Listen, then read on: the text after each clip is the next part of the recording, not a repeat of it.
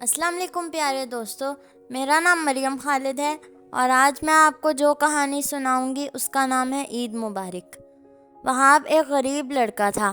اس کے ابو اس کی ہر خواہش پوری کرتے تھے، لیکن اس کے ابو کے اس دنیا سے جانے کے بعد اس کی ہر خواہش سسکیوں میں دب کے رہ گئی۔ اس کی امی پوری کوشش کرتی تھیں کہ اس کی ہر خواہش پوری کر سکیں۔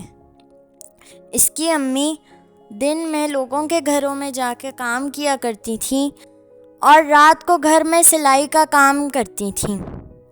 وہ اپنے بیٹے کو اعلیٰ تعلیم حاصل کروانا چاہتی تھیں۔ وہ چاہتی تھیں کہ ان کا بیٹا کبھی بھی احساس کمتری کا شکار نہ ہو اور کبھی یہ نہ سوچے کہ بابا جان یہاں نہیں ہیں تو امی جان میری کوئی فرمائش پوری نہیں کرتی۔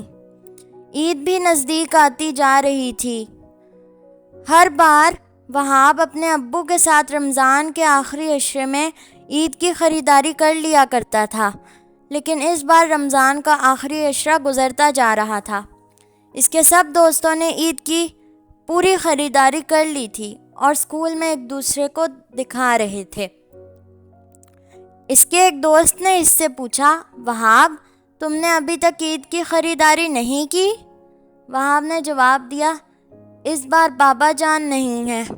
یہ کہہ کر وہ روتے ہوئے وہاں سے چلا گیا۔ اس کے سب دوست حیران ہو گئے کہ اسے کیا ہو گیا ہے۔ وہ گھر آیا تو اس کی امی نے رونے کی وجہ پوچھی۔ کچھ نہیں، بس آنکھ میں کچھ چلا گیا تھا، یہ کہہ کر وہ کمرے میں چلا گیا اور رونے لگا۔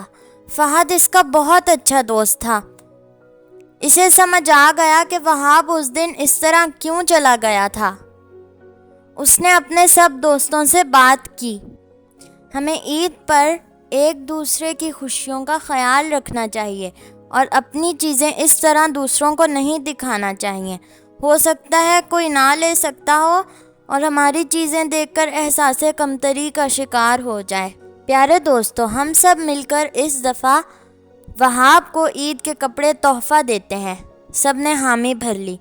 وہاب نے ٹی وی پر خبریں دیکھیں، عید کا چاند نظر آ گیا ہے۔ وہ بھاگتا ہوا اپنی امی کے پاس گیا اور اپنی امی سے بولا، امی عید کا چاند نظر آ گیا ہے، عید مبارک۔ اس کی امی کی آنکھوں میں آنسو آ گئے۔ انہوں نے کہا، بیٹا میں آپ کو اگلے سال بہت اچھے کپڑے دلا کر دوں گی۔ وہاب بولا، امی جان میں خوش ہوں، آپ پریشان مت ہوں۔ اتنے میں دروازے پر دستک ہوئی۔ وہاب کے دوست دروازے پر کھڑے تھے۔ وہاب نے حیرانی سے کہا، خیریت تم سبھی؟ ہاں بھائی خیریت ہے، ہم سب تمہیں عید کا تحفہ دینے آئے ہیں۔ وہاب ہم تمہارے دوست ہیں، ہمارا حق ہے تمہارا خیال رکھنا، خود کو کبھی بھی تنہا مت سمجھنا۔ عید ہم سب مل کر منائیں گے میرے بھائی۔ کل صبح نماز کے لیے جلدی تیار ہو جانا، کہیں ایسا نہ ہو کہ تم تیاری میں اتنی دیر لگا دو کہ نماز چھوٹ جائے۔ امید ہے دوستو آپ کو آج کی کہانی پسند آئی ہوگی۔